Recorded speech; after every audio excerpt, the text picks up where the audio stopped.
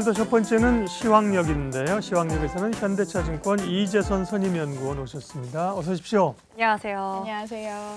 오늘 같은 날은 방송하러 말씀하러 나오기 싫으시죠? 솔직히. 그렇죠. 좀 우울하긴 합니다. 그러니까 네, 네. 그래도 얘기를 해야 됩니다. 전문가니까. 제가 지난번에 얘기했잖아요. 네. 그 엄마가 아들을 키우면서 학교가 가기 싫어. 그래도 가야 돼. 왜? 네가 선생님이잖아. 뭐 이런 거 있잖아요. 그죠? 네, 우리가 역할이 있으니까. 네. 일단은 간밤에 미국 증시 분위기는 괜찮았어요. 그죠? 국채 금리가 더 드라마틱하게 에크먼 발언 이후에 어제 떨어지진 않았지만 그래도 좀 상승이 좀 멈춰지는 상황이었고요. 지금은 국채 금리를 계속 주목하는데 어떻게 보세요? 이제부터는 이제 지난번 5% 고점 찍고 10년물 기준으로 조금 내려갈 가능성이 높습니까? 본격적으로 추세적인 하락을 얘기하기에는 아직까지 시간이 좀 더 필요하다라고 결론적으로 저는 생각을 하고 있고요. 네. 물론 이제 10년물 금리가 5%를 터치를 하자 어제 이제 채권 공매도 주도했던 헤지 펀드들이 대부분 이제 움직임들이 다수 이제 달라진 모습을 좀 네. 보였지만요. 여전히 저희가 이제 연준의 생각을 아직까지 보다 명확하게 읽지를 못하고 있는 상황이고요. 또 이제 금리 진정이 또 단발성으로 끝날지 추세적으로 이어질지는 사실 11월 중순까지는 조금 지켜봐야 된다라고 생각을 하고 있습니다. 저희가 이제 연준의 생각도 뭐 마찬가지지만요. 의회에서의 그 예산안 통과를 또 앞두고 있는 상황이거든요. 네. 11월 중순 기점으로. 근데 지금 보면은 하원 의장 선출도 제대로 하지 못하고 있는 상황입니다. 하원 의장 자체를 선출하지 못한다라고 했을 때는 저희가 예산안을 통과하는 것조차 약간 어렵게 되기 때문에 이게 또 셧다운 리스크가 좀 장기화될 가능성을 또 이제 내포를 할 수가 있거든요. 네. 그래서 이 부분에 대해서 조금 해결이 필요할 것 같고요. 또 지금 예산안 같은 경우를 보자면은 민주당과 공화당이 이스라엘 지원한 패키지에 대해서는 대부분 이제 초당적인 지지로 사실 통과 가능성이 높다라고 생각은 하고 있어요. 다만 이제 저희가 우크라이나 지원 패키지 같은 경우를 보자면은 공화당이 조금 더 긴축적인 예산을 마련할 필요가 있다라고 네. 여전히 강경하게 얘기를 하고 있는 그래서 상황이거든요. 백악관은 두 개를 한꺼번에 묶어서 좀 끼워 넣기로 했다는 얘기도 있어요. 네, 맞습니다. 근데 그게 사실 규모가 커지면 커질수록 이제 채권 시장에 있어서는 수급 부담이 예. 장기화될 가능성이 높고 저희가 올해도 재정 적자가 미국이 작년 대비해서 조금 안 좋은 상황인데 이게 내년까지 이어질 수 있다라는 부담감이 좀 중첩이 된다라고 했을 때는 금리가 상대적으로 또 크게 떨어질 가능성을 좀 제한하는 요인이라고 생각을 하고 있습니다. 그래서 이제 예산안의 규모라든지요, 내지는 예산안이 통과 시점이 언제쯤이 될 건지에 대해서 시장은 네. 조금 보다 주목을 할 것 같고요. 그래서 이제 연준의 생각도 생각이지만 11월 달은 정치권 이슈에 금리 방향성이 보다 조금 민감해질 가능성이 높다라고 생각을 하고 있습니다. 산 넘어 산이네요. 그죠? 그러네요. 예. 그리고 일단 또 이제 곧 11월인데 11월이 온다는 건 FOMC가 이제 열린다는 뜻이잖아요. FOMC에서 이제 얼마 남지 않았기 때문에 어떤 이야기를 하게 될지 그리고 내년도에 연준의 통화 정책은 좀 어떤 방향으로 흘러갈까요? 일단 내년 FOMC 회의에 있어서 저희가 가장 중요시하고 있는 변곡점은 저는 2분기 말쯤이라고 생각을 하고 있고요. 11월 달 FOMC 회의를 단기적으로 좀 생각을 하자면 그렇게까지 크게 스탠스 변화는 없을 거는 같아요. 다만 이제 최근에 금리가 수급 부담 이슈로 인해서 한 차례 레벨업이 되면서 연준의 스탠스가 여기에서 더 강경해질 가능성은 좀 제한적일 거기 때문에 시장이 11월 달에 연준이 뭐 여전히 저희가 금리에 대해서 뭐 인하 가능성을 조금 인하 가능성을 좀 약하게 보더라도 그렇게까지 크게 꺾이지만은 않을 거는 같고요. 물가 같은 경우를 보자면은 내년에도 2% 진입 가능성은 그렇게까지 저도 크게 보고 있지는 않습니다. 근데 이제 내년 5월쯤에 가서는 저희가 코어 물가가 3% 초반까지 하락할 가능성이 높거든요. 네. 집값에 대한 기여도가 이제 내년에 있어서 올해 대비해서 더 크게 빠질 가능성이 높고요. 이미 서비스업 가격 보면은 2022년 초반 수준까지 되돌아져 있어서 저희가 코어 CPI도 CPI지만 슈퍼 코어 CPI라고 또 집값을 빼고 이제 서비스 가격이 대부분을 이제 그 지수를 이제 차지를 하는 또 그 그래프가 있습니다. 근데 그게 이제 서비스 가격이 점진적으로 이제 하락하는 국면 내에서 사실 연준도 이제 3% 정도 달성을 했으면 이제는 그 금리에 대한 그 민감도라든지요, 통화 정책에 있어서 좀 긴축적인 스탠스를 보일 가능성보다는요, 내년 이제 2분기쯤 되면 저희가 0% 경제 성장률이 보다 가시화가 될 가능성이 높습니다. 네. 그래서 아마 그쯤 되면은 물가 안정이 어느 정도 이제 도모가 되면서 이제는 경기의 추가적인 하락에 대해서 좀 방어에 대한 의지를 피력하는 그런 구간으로 접어들 가능성이 높고요. 그래서 이제 2% 달성은 결론적으로는 내년에도 조금 힘들기는 하지만 저희가 연준의 스탠스 전환은 2분기 말쯤에는 좀 기대를 할 수도 있겠다라고 생각을 하고 있습니다. 네. 연준의 기준금리를 예측하는 패드워치 보니까 되게 재밌네요. 왜냐하면 동결이 지난번에 90% 이상이잖아요. 아침에 누가 99점 얼마라 그래서 봤더니만 동결이 97점인데요. 인하가 2.8이 나왔어. 그죠? 11월에. 오히려 이제는 인상이 아니라 인하로요. 11월은 그러니까 동결이 거의 확실시하다는 거고요. 네. 12월은 좀 논란의 여지가 있어요. 지금은 물론 이제 요 고비를 지나야 되고 우리가 연말장을 대비를 해야 되지만 또 전략가나 시각은 이제 내년을 지금 보잖아요. 올해는 사실 상반기는 2차 전지뿐만 아니라 뭐 로봇, AI, 성장주들이 굉장히 큰 상승을 했는데 금리 부담을 가졌는데 내년엔 그러면 이제 중반 2분기쯤 금리를 내린다고 하면 내년에는 성장주예요, 가치주예요. 내년에 주름은. 저는 금리 인하를 한다고 해서 성장주가 상대적으로 큰 폭으로 올라갈 거라고 생각은 하지는 않고요. 네. 오히려 이제 싼 거를 이제 시장이 조금 찾을 거는 같아요. 이제 올해 같은 경우를 보자면은 비싼데 제값을 할 수 있는 기업을 찾았다면요. 그렇죠. 예. 내년에 있어서는 저희가 성장에 대한 그 부분에 있어 결과적으로는 이제 투자가 이제 본격적으로 재개가 돼야지 프리미엄을 좀 얹을 수는 있을 것 같은데 후행적으로 금리 부담이 가중이 되면서 최근에도 이제 좀 말이 많은 상황인데 빅테크 기업들의 설비 투자라든지요, 내지는 저희가 공격적으로 단행을 했던 이 친환경 관련돼서 설비 투자 모멘텀이 올해 대비해서 내년은 조금 줄어들 가능성이 있다라고 생각을 하고 있습니다. 그러면은 시장이 보다 조금 주목을 하는 부분은 제값보다는 이제 저가 매수를 이제 노릴 수 있는 좀 기회로 많이 삼을 거는 같고요.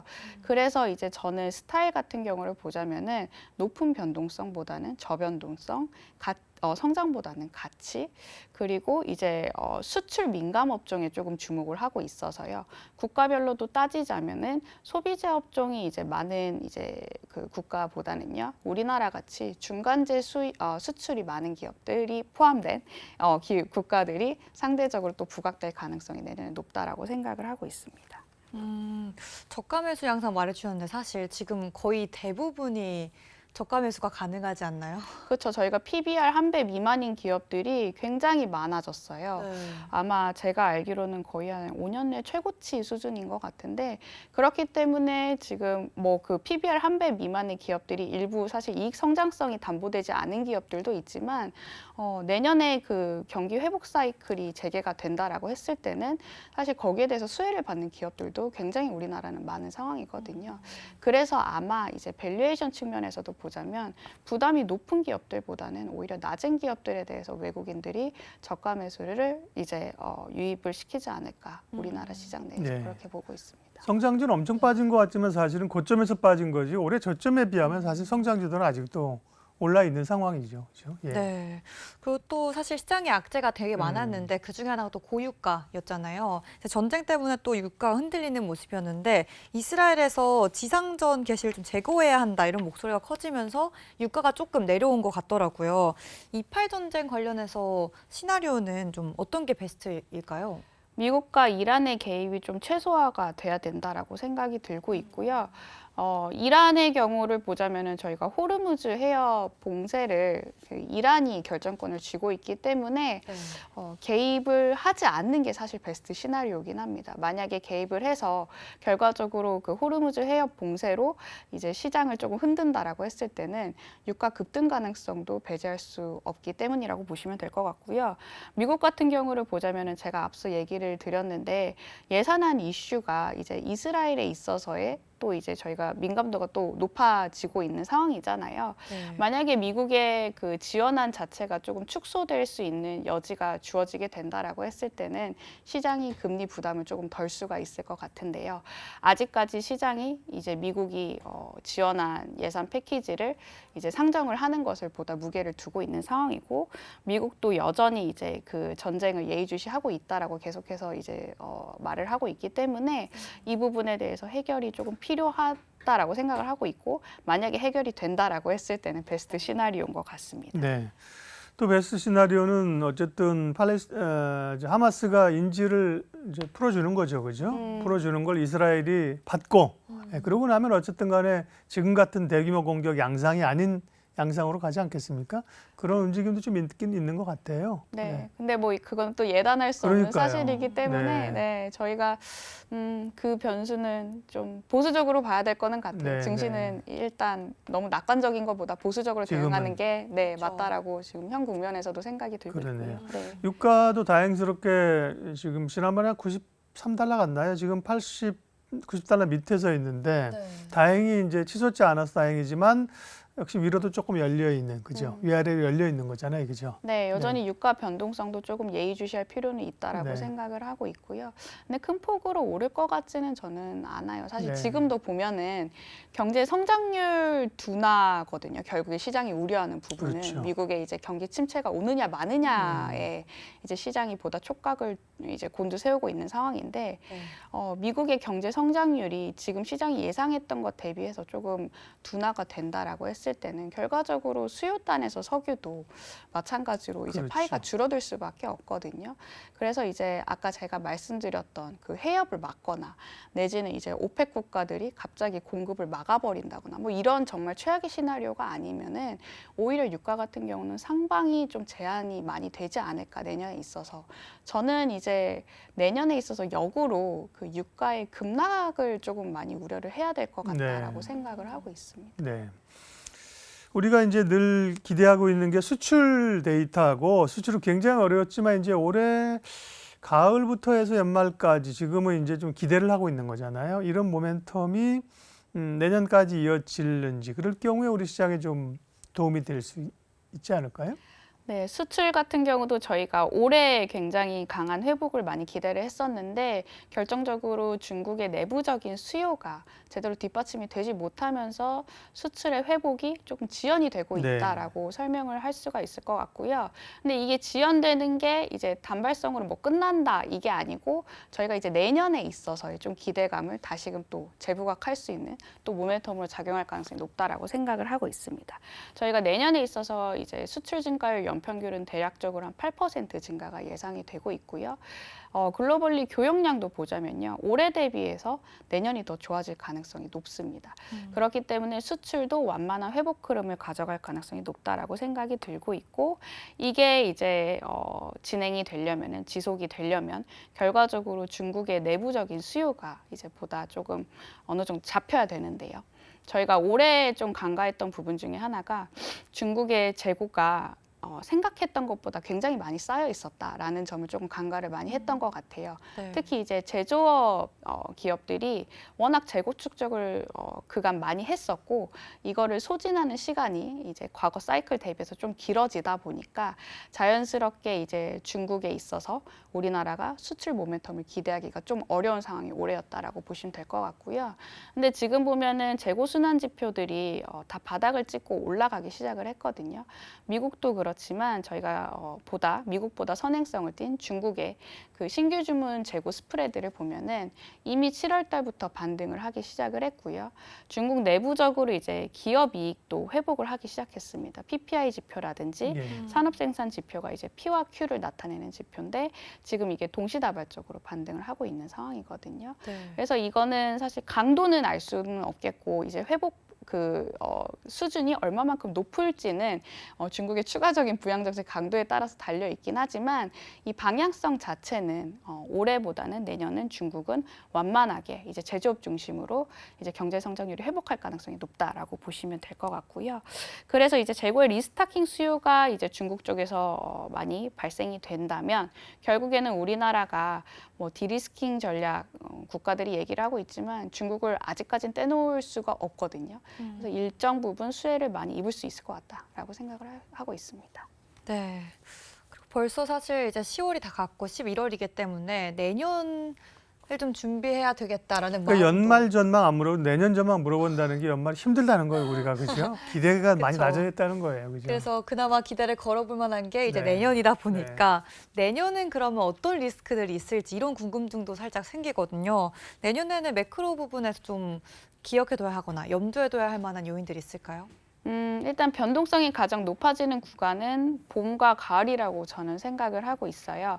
저희가 그 미국 GDP 지금 컨센서스를 보면은 1분기 때 컨센이 거의 0%고요. 2분기 때도 이제 거의 뭐 1% 미만 수준. 그러니까 굉장히 경제 성장률이 안 나올 수 있는 시기가 이 상반기라고 보시면 될 것 같아요. 근데 지금 미국의 기업 추정치는 저희가 생각외로 GDP가 잘 나오기 때문에 그간 상향 조정이 됐었잖아요. 이게 내년에 있어서의 EPS 추정치를 많이 땡겨 가지게 된다면 상반기 때는 EPS 추정치 하향 조정에 따른 이 어느 정도 기간 조정을 조금 염두를 해둬야 될 것 같다라고 생각을 하고 있고요. 또 가을에 있어서 보자면은 저희가 대선을 앞두고 있는데 그렇죠. 예. 통상적으로 대선 한 3개월 전부터는 빅스 지수가 올라가게 됩니다. 변동성 지수. 네, 이거는 확률이 굉장히 높고요. 누가 지금 뭐 우세에 있고 뭐 이런 거를 떠나서 이 대선에 대한 불확실성 때문에 네. 증시가 이제 변동폭이 확대되는 구간이 3개월 전부터 진행이 된다라고 보시면 될 것 같아요. 그래서 그 구간을 조금 주의를 하자라고 얘기를 드리고 있고요. 그럼에도 불구하고 내년에 주식 비중을 확대해야 되는 이유가 몇 가지가 있는데 네. 이 봄 기간을 지나고 나면 제가 아까 말씀드렸다시피 그 연준이 1, 2분기 때 그 역성장 내지는 0% 성장 가능성을 이제 볼 거잖아요. 그에 따라서 이제 보험성 금리 인하 가능성도 좀 어필을 할 가능성이 있다. 시장에 있어서 그렇게 생각을 하고 있고요. 그 시점 자체가 저는 5월쯤이라고 생각을 하고 있기 때문에 이때부터는 증시가 연준의 금리 인하 가능성을 좀 반영을 하면서 상승 탄력도를 확대를 할 것 같다라고 생각이 들고 있고요. 또 가을 이제 대선 구간을 지나고 난 뒤에는 저희가 이제 누가 됐던 간에 집권 1년 차에 대한 기대감이 있습니다. 그래서 한 3개월, 길게는 3개월, 짧으면 뭐 1, 2개월 안에 S&P 500이 그간 기간 조정분을 다 이제 낙폭을 회복을 하고 더 올라갈 수 있는 레벨이 이제 내년에 있어서 전개가 될 가능성이 높고요. 그래서 그 변동성 구간을 매수 기회로 적절히 삼자라고 저는 말씀을 드리고 있습니다. 네. 네. 다만 투자자들이 지금 어렵기 때문에요. 예, 내년이 몇 년인지도 잘 모르겠고 지금 그죠? 너무 이제 어려운 구간을 지나서 맞아요. 전략은 이제 연말 쪽으로 당초는 이제 추석 지나고 나서 우리가 기대감들이 있었는데 전쟁 리스크 이런 게 또 국제금리 상승했단 말이에요. 그런데 11월 들어가도 아까 말씀하신 것처럼 11월 중순에 또 예산안 문제가 있어요. 그죠? 그럼 11월, 12월 연말 전략은 어떻게 가져가요? 일단 보수적으로 대응할 필요가 있다라고 생각이 들고 있고요. 네. 저희가 경기 민감주에 대해서 이익 추정치가 조금 둔탁해지는 지금 구간에 진입을 하고 있는 상황이기 네. 때문에 배당주라든지 내지는 방어주의 비중을 11월 달에는 조금 더 확대할 필요는 있을 네. 거는 같아요. 근데 이제 12월로 접어들면서 금리에 대한 부담이 조금 낮아지게 된다라고 했을 때는 그때부터는 시장이 펀디멘탈에 조금 집중할 가능성이 높다라고 생각이 들어서 이익 추정치도 저희는 반도체 같은 경우를 보자면은 내년에 대한 뭐 교역량 반등이라든지 아니면 가격 모멘텀으로 다시금 이제 이익 추정치가 상향 조정될 가능성도 높거든요. 그래서 이제 그때는 이제 내년을 바라보고 또 경기 민감주에 대해서 비중을 조금 확대를 하자라고 말씀을 드리고 있고요. 내년에 있어서 주도주는 여전히 저는 IT라고 생각을 하고 있습니다. 네, IT는 반도체 얘기 계속 해주고 계시고 경기 민감주 쪽에서는 그러면 내년을 네. 바라보고 좋게 보는 섹터는 어디입니까? IT와 더불어서 저는 이제 기존의 시클리컬 밸류 업종들에 좀 관심을 많이 가지고 있고요. 화학이라든지 네. 철강이라든지 저희가 이제 PBR이 낮은 업종들을 조금 많이 살펴볼 필요가 있다라고 생각을 하고 있습니다. 네. 어려운 구간들을 지납니다. 그래서 계속 얘기를 들어야 됩니다. 그러면서 네. 생각도 좀 정리를 하고 또 시간도 또 함께 이걸 이겨야 되는 상황입니다. 현대차증권 이재선 선임위원과 오늘 함께 해주셨어요. 감사합니다. 고맙습니다. 감사합니다. 이로운 경제 채널 EBC